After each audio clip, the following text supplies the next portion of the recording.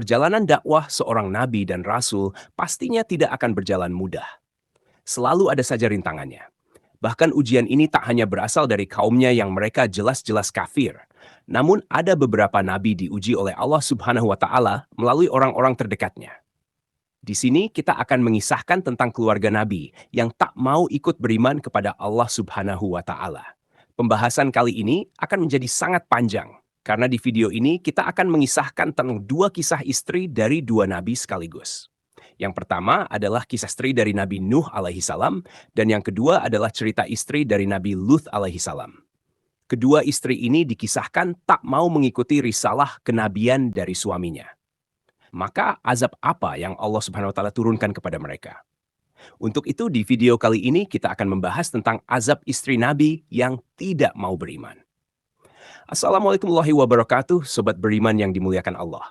Mohon bantu channel ini supaya terus berkembang dengan cara like, komen, dan subscribe. Semoga kita selalu dalam keadaan sehat walafiat dan dimudahkan rezekinya.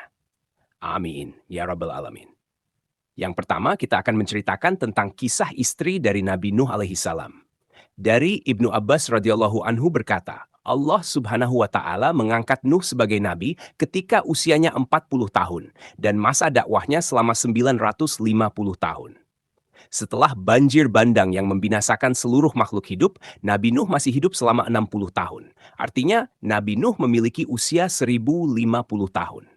Nah, Nabi Nuh ini teman-teman diutus untuk suatu kaum yang kaum ini menyembah berhala atau menyembah patung-patung untuk menggantikan Allah Subhanahu wa taala. Begitu sabarnya Nabi Nuh ini hingga ia mendakwahi kaum tersesat ini selama 950 tahun lamanya. Namun dari selama itu ia berdakwah hanya segelintir orang saja yang mau beriman kepada Allah Subhanahu wa taala. Bahkan teman-teman, istri dari Nabi Nuh pun tak mau mengakui kalau suaminya ini adalah nabi utusan Allah Subhanahu wa taala. Teman-temanku seiman, di dalam suatu riwayat disebutkan bahwa istri Nabi Nuh bernama Walihah atau Wakilah. Nah, Walihah ini teman-teman, dia lebih mendengarkan apa yang diucapkan para pembesar kaumnya daripada apa yang dikatakan suaminya, yaitu Nabi Nuh alaihi salam. Berhari-hari, berbulan-bulan, dan bahkan bertahun-tahun didakwahi. Namun tetap saja Walihah tak mau ikut suaminya untuk bersama-sama menyembah Allah Subhanahu wa taala sebagai zat yang pantas disembah.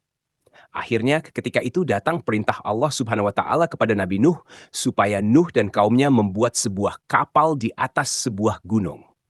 Tanpa berlama-lama ketika itu Nabi Nuh langsung saja melaksanakan perintah Allah Subhanahu wa taala ini. Ia membuat sebuah kapal di atas sebuah gunung. Menurut Ibnu Abbas, kapal ini memiliki 3 dek, panjangnya 300 hasta, lebarnya 50 hasta, dan tingginya 30 hasta. Tentunya, jika dipikir secara logika, ini merupakan suatu kegilaan. Kalau mau dipikir secara nalar manusia, pastilah orang-orang tak akan mau membantu Nuh membuat kapal ketika itu, karena ini sungguh permintaan yang aneh. Dan wajar saja ketika itu hanya segelintir orang saja yang mau ikut membuat kapal ini. Tapi teman-teman, ini tak bisa dilogikakan pakai akal manusia. Tentunya ini harus diterima dengan iman. Membuat kapal di tepi laut saja sudah sulit. Ini mau buat kapal di atas gunung, pastilah akan butuh waktu yang sangat lama. Bahkan diriwayatkan, dijelaskan bahwasanya pengerjaan kapal Nabi Nuh menghabiskan waktu selama 2 tahun. Bahkan ketika proses pembangunan kapal ini, para pembesar-pembesar kaum ini mengatakan bahwasanya Nuh telah gila.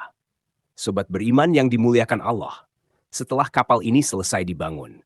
Dan ketika itu Nabi Nuh diperintahkan Allah Subhanahu wa taala untuk mengajak kaumnya yang beriman masuk ke dalam kapal tersebut, disertai dengan hewan-hewan yang berpasang-pasangan. Lalu tiba-tiba siang hari itu, langit menjadi gelap tanpa sedikit pun cahaya matahari dapat menembus tebalnya awan hitam. Siang itu dirasa seperti malam hari yang gelap gulita tanpa cahaya. Tak lama dari itu, hujan turun dengan lebatnya. Air hujan ini turun begitu rapat, tak seperti biasanya. Nabi Nuh sempat memastikan rombongannya supaya benar-benar masuk ke dalam kapal. Di dalam kapal ia cek anggota keluarganya. Hanya ada 3 anaknya saja, Sam, Ham, dan Yafet. Nuh tidak melihat putra sulungnya, yaitu Kanaan, dan istrinya berada di dalam kapal ini. Sekali lagi Nabi Nuh mencoba mengajak istri dan putranya ini. Ia keluar kapal dan mencari-cari keberadaan istrinya. Ketika Nuh telah bertemu dengan istrinya, Nabi Nuh alaihissalam sempat mengajaknya untuk ikut dalam kapalnya. Tapi istrinya tetap saja menolak. Padahal sudah ada tanda-tanda bahwa akan terjadi banjir besar. Pilihan istrinya sudah bulat. Ia lebih memilih mengikuti para pembesar kaumnya yang sangat ia hormati melebihi hormatnya terhadap sang suami. Nabi Nuh pun menjadi sedih karena penolakan ini. Dengan berat hati Nabi Nuh melangkah meninggalkan istrinya.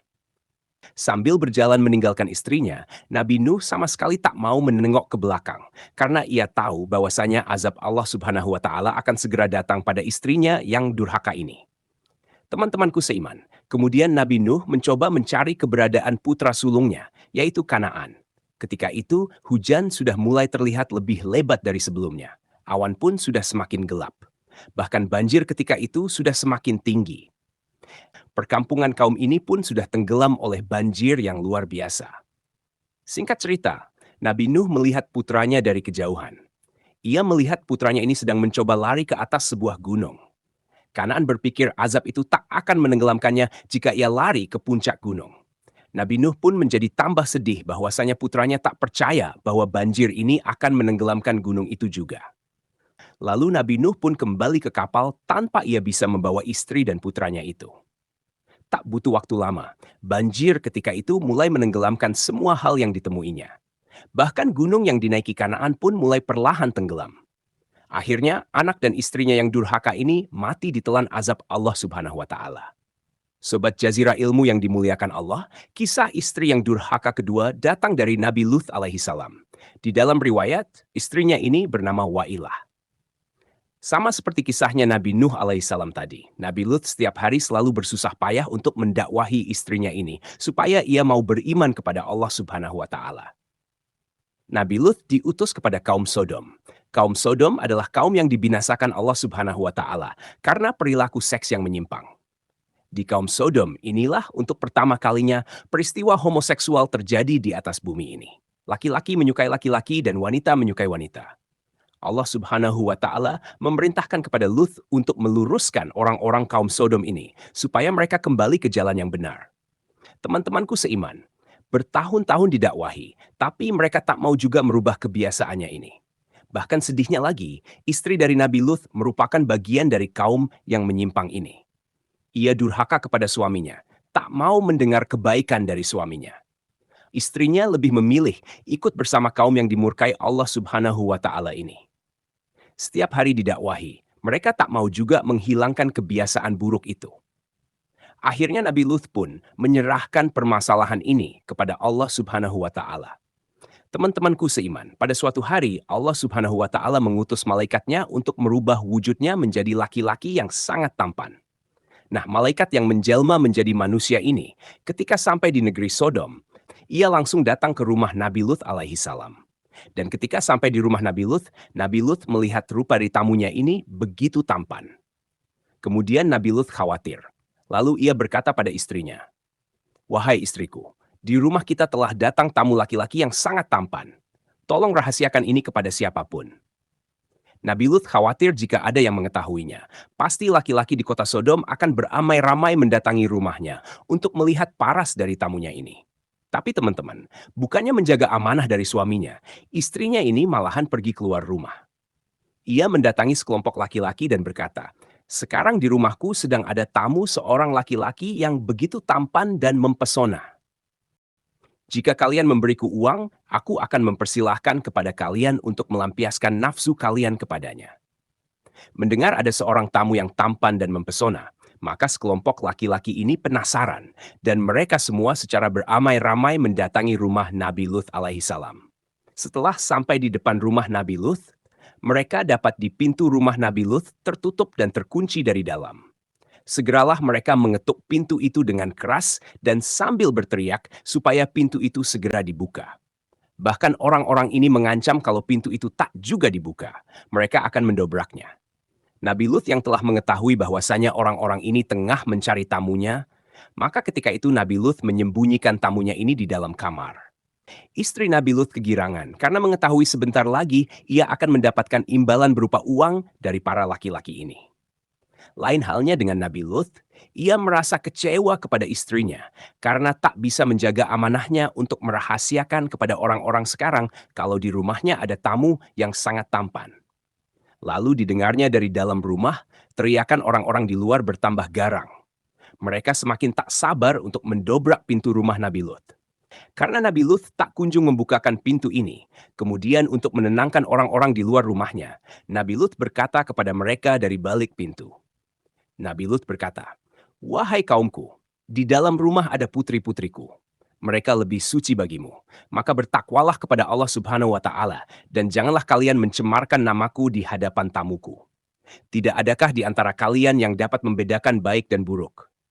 Tapi bodohnya teman-teman, ketika itu salah seorang dari mereka malah berkata, "Sesungguhnya engkau telah tahu bahwasanya kami ini tidak mempunyai keinginan terhadap putri-putrimu. Dan sesungguhnya kamu tentu mengetahui apa yang sebenarnya kami inginkan." Rupanya mereka tetap tidak mau mendengar kebaikan yang diucapkan Nabi Lut. Mereka malah semakin ganas saja mengetuk-ngetuk pintu sambil berteriak dari luar. Di dalam rumah, Nabi Lut pun kebingungan. Ia tak tahu apa yang harus dilakukan setelah ini. Ia hanya berusaha untuk mendakwahi kaumnya. Di sisi lain, ia ingin melindungi tamunya ini dari kejahatan kaumnya. Ketika Nabi Lut terlihat kebingungan, maka tamunya ini berkata kepada Nabi Lut, "Sesungguhnya aku adalah utusan Allah Subhanahu wa Ta'ala, dan mereka sekali-kali tak dapat mengganggu engkau. Maka bukalah pintu itu dan tinggalkan aku bersama mereka." Mendengar perkataan tamunya ini, Nabi Lut jadi tahu ternyata tamunya adalah malaikat yang diutus Allah Subhanahu wa Ta'ala kepadanya. Hatinya menjadi tenang. Kemudian Nabi Lut membukakan pintu, dan dengan ganasnya orang-orang itu langsung meringsek masuk ke dalam rumah. Maka ketika itulah malaikat Jibril yang menyamar menjadi manusia ini mengembangkan kedua sayapnya dan memukul orang-orang ini. Akhirnya, akibat pukulan dari sayap malaikat Jibril, tanpa terkecuali semua mata mereka menjadi buta seketika. Mereka pun semua berteriak kesakitan, dan semuanya segera berhamburan lari meninggalkan rumah Nabi Lut sambil menumbur-numbur tembok karena tak bisa melihat. Kemudian malaikat Jibril memberitahu bahwasanya azab dari Allah Subhanahu wa Ta'ala akan datang di waktu subuh nanti. Lalu Jibril memerintahkan kepada Nabi Lut untuk segera pergi dengan membawa keluarga dan kaumnya yang beriman pada malam ini. Dan tibalah waktu malam hari, Nabi Lut dan kaumnya yang beriman cepat-cepat pergi meninggalkan kota Sodom. Sementara itu, istrinya tak mau ikut dengannya, karena sedari awal istrinya ini memang tak percaya pada dakwah suaminya. Nabi Lut pun pergi keluar kota Sodom dengan meninggalkan istrinya yang durhaka kepadanya. Dan ketika waktu subuh tiba, Allah Subhanahu wa Ta'ala benar-benar turunkan azab kepada negeri Sodom, seperti apa yang terdapat dalam surat Hud ayat ke-82. Maka tatkala datang azab kami jadikan negeri kaum Lut itu yang di atas ke bawah, dan kami hujani mereka dengan batu dari tanah yang terbakar dengan bertubi-tubi. Hingga tak ada yang tersisa kecuali Allah Subhanahu wa Ta'ala binasakan. Jadi itulah kisah tentang istri-istri Nabi yang diazab Allah Subhanahu wa Ta'ala. Semoga kisah ini bermanfaat. Lebih dan kurangnya mohon dimaafkan. Yang benar datangnya dari Allah Subhanahu wa Ta'ala. Khilaf atau keliru itu datangnya dari saya pribadi sebagai manusia biasa. Sampai ketemu di kisah-kisah seru yang penuh makna selanjutnya. Saya akhiri. Wassalamualaikum warahmatullahi wabarakatuh.